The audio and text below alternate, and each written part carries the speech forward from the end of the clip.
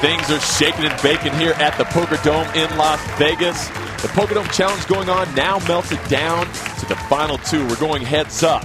Brian Durda was the chip leader for a while. He is knocked out in fourth place. Also, PJ Langhoff, he had an up and down roller coaster ride, led for a while, but then his final hand left him frustrated, to say the least. The other side of that, the exhilaration for Mr. Melican right there. Ted Melican, look at it, in shot, caught an 8 on the river to catch a straight, handing the brutal beat to PJ, the DJ Langhoff. And Ted Melican out in front, 205,000 in chips, dominant lead. And over on the other side, Gagan Burke. He's going to try to hang around, stay alive with 95,000. So heads up play starting here. And Michael, why don't you walk us through some of the rules here in speed poker? Well, now that we're heads up, John, the betting is no limit pre and post flop. These guys can push all their chips in at any time, and each of them have one 30-second time extension should they need to think about things just a little bit more. Yeah, sometimes that 15 seconds just races away too fast. Let me contemplate this next move because everything is on the line. And heads up. 25,000. And Verk, his pair of eights, he must move in here. There he goes. There he is. He felt you and said, I got you. Melican says, my mistake. I'm sorry. Excuse me. Put a little bet out there. Well, he's the pro, and he knew that was that little tester, and he said, I got my answer. So Verk picks up some. That'll help his stack.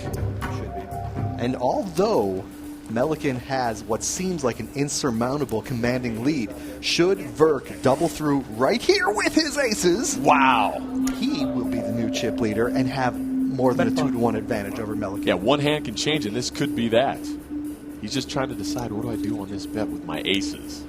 Back-to-back pocket pairs, starting up heads up for Verk. But he's not going to get any action. No business. And I don't want to play Monday morning quarterback here, but with a player as aggressive as Melican, a very good play right there is just to smooth call from the small blind, show a little bit of weakness, and let that aggressive man do your business for you. Absolutely. Just in a matter of two hands, Melican's still the chip leader, but not by much. Call.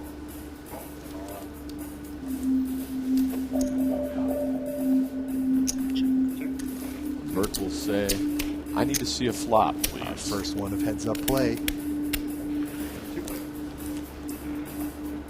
Verk racing a little bit. Melican kind of chilling over there. A 9, an ace, and another ace.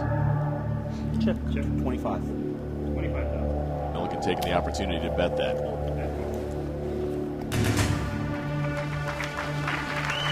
He'll take that pot, so increasing his lead. John, Gagan Verk has not shown much ability to bluff. If he has that skill, he hasn't really used it up till this point. When you get to heads up, you must be willing to put the chips in with the worst hand every now and then. Or you could just do like he did on those first two hands, just keep getting big pocket pairs. Aces, I don't need to bluff anybody. Melican takes down another one.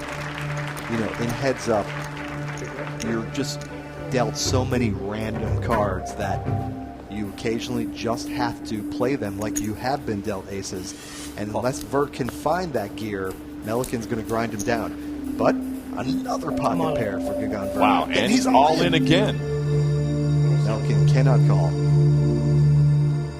Although he has 2 overcards, he would never suspect that he's in his Now with the 10-4. that good of shape. So Verk picks up the blinds once more. They keep going up and down. It was dominant. Now it's coming back. It's almost even again.